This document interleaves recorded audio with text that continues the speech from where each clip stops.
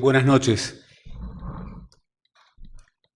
Me gustaría arrancar con una referencia de contexto que tal vez para Venezuela no sea significativa, que es hasta qué punto en la marca de buena parte del resto de los países sudamericanos, sacando tal vez Colombia, las dictaduras de la seguridad nacional son marcas indelebles y toda reflexión sobre la democracia en nuestros países tiene como punto de partida el repudio a esas dictaduras. No solamente el repudio a lo que ocurrió durante esas dictaduras, sino el repudio a las cuentas pendientes que dejaron esas dictaduras y que en muchos casos persisten. Ustedes saben que la doctrina de la seguridad nacional fue una doctrina obviamente orientada en los años 60 y 70 a cuestionar, a bloquear cualquier perspectiva de cambio, no solamente de cambio revolucionario, también enfrentó transformaciones de reforma, pero estaban orientadas justamente a consolidar regímenes burocrático-autoritarios como base sustantiva para construir esquemas de dominación social fuertemente radicales.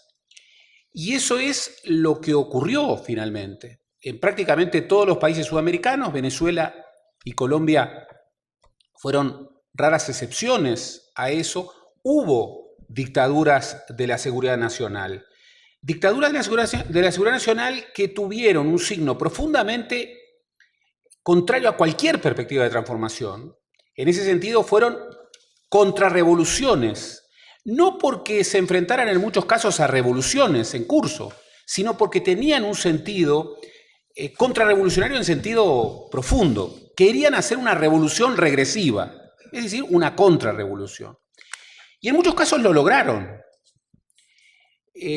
A pesar de que los fracasos fueron, sobre todo en el área económica, fueron muy grandes, en el único lugar en donde el modelo tuvo un éxito, grandes comillas, un éxito en términos de transformar al imaginario político y social de esa sociedad fue en Chile.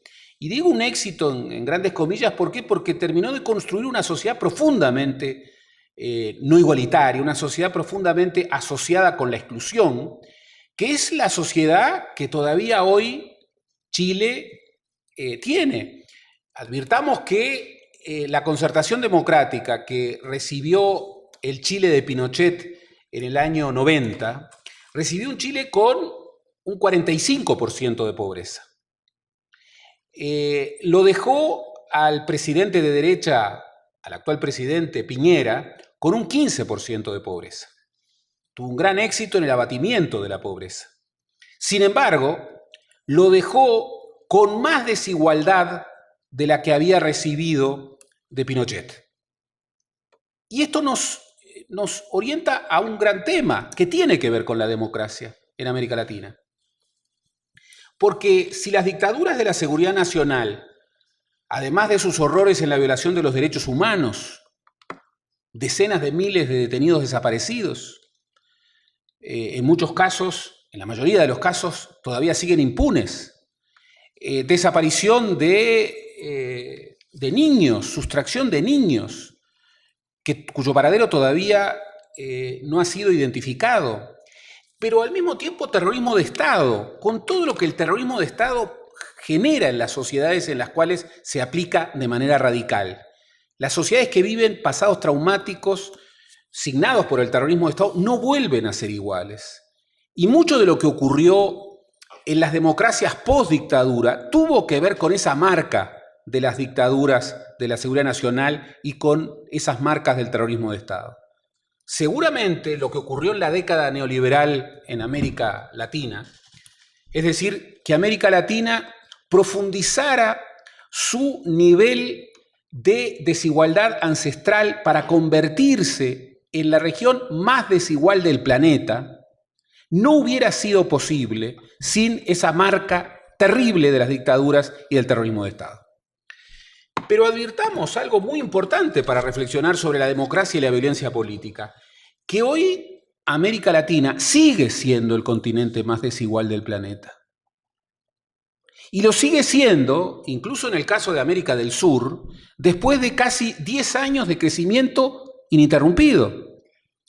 En muchos de nuestros países hay 10 años de crecimiento ininterrumpido. Tal vez en el 2009, luego del impacto de la crisis del 2008, de la crisis de Lehman Brothers, hubo un año de desfasaje, pero en muchos otros países hubo crecimiento ininterrumpido. Es decir, una década de bonanza sin cambio en términos de desarrollo, porque ha sido una década sustentada en la venta de commodities, en la venta de productos con bajo o nulo valor agregado, una venta que, lejos de cuestionar un sustento de emancipación en términos de modelo de desarrollo, consolidó en muchos casos un modelo de sustentación, de subordinación, pero al mismo tiempo una década en donde en América Latina ha bajado la pobreza.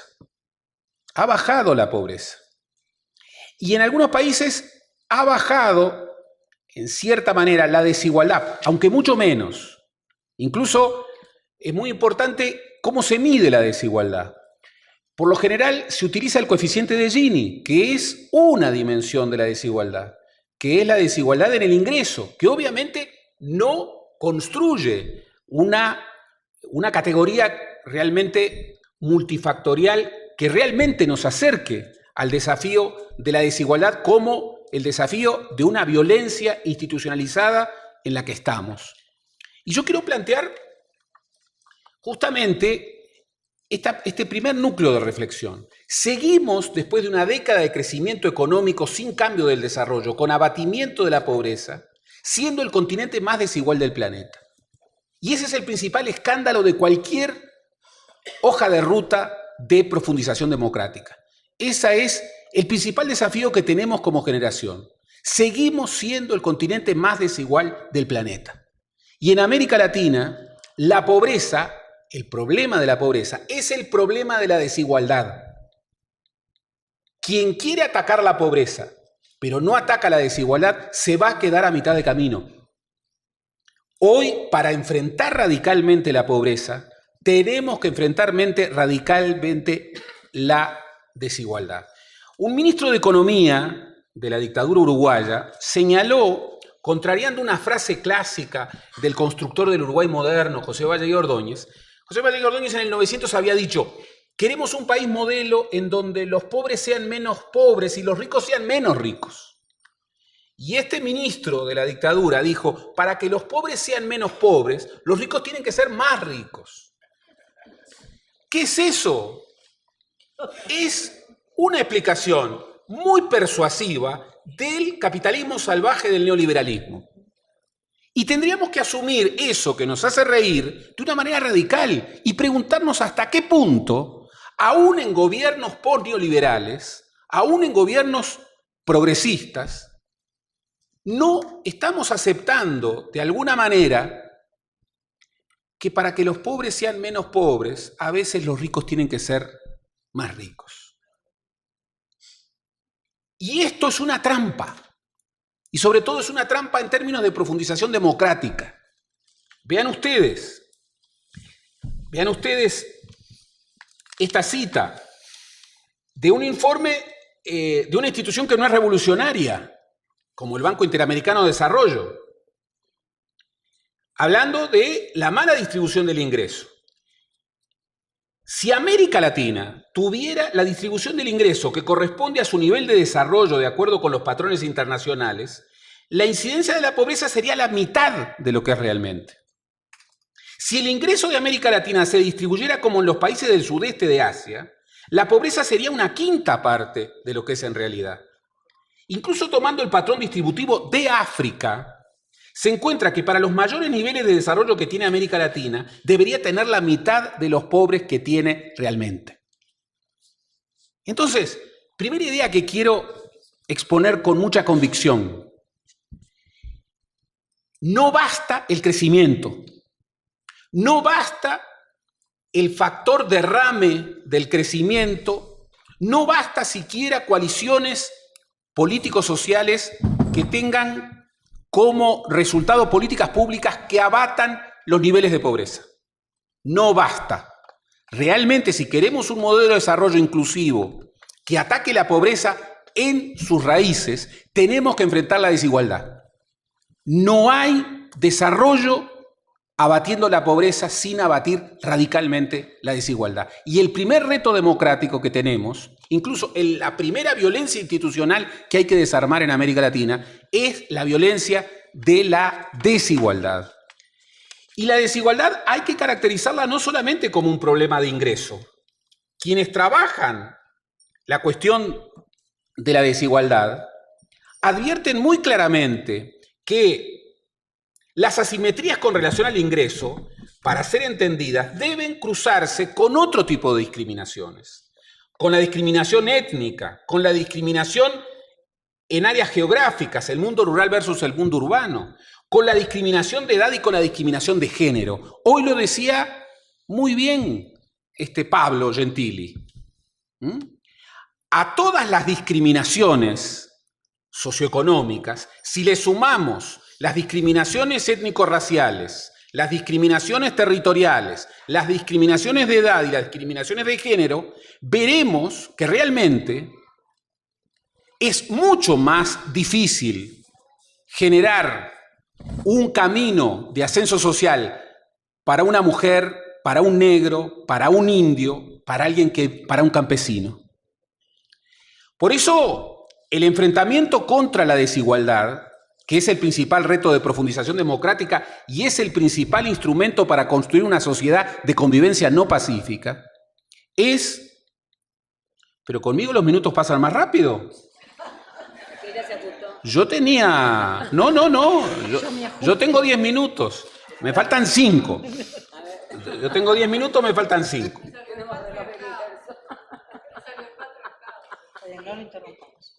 Le pasó a Einstein. Por eso, una relatividad. Por eso, tenemos que recuperar el concepto de democracia en su sentido revolucionario. La teoría democrática siempre fue revolucionaria. La democracia es el único sistema que no termina de construirse nunca. Siempre habrá un nuevo derecho que conquistar.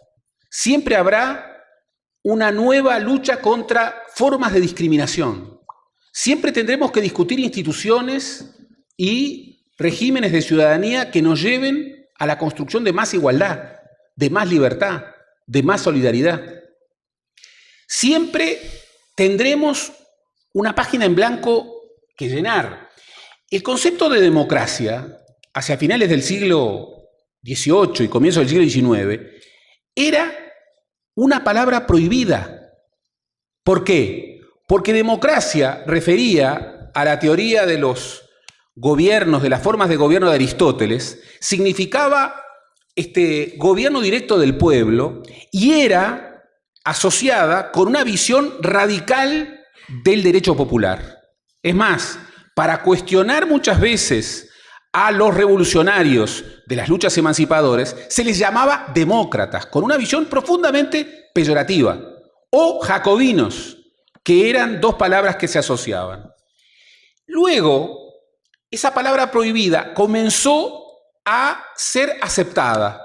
¿Cómo comenzó a ser aceptada en el siglo XIX? Cuando perdió su sentido originario, cuando perdió esas raíces revolucionarias que tenía en su origen, cuando incluso fue ganada por una visión excluyente del liberalismo.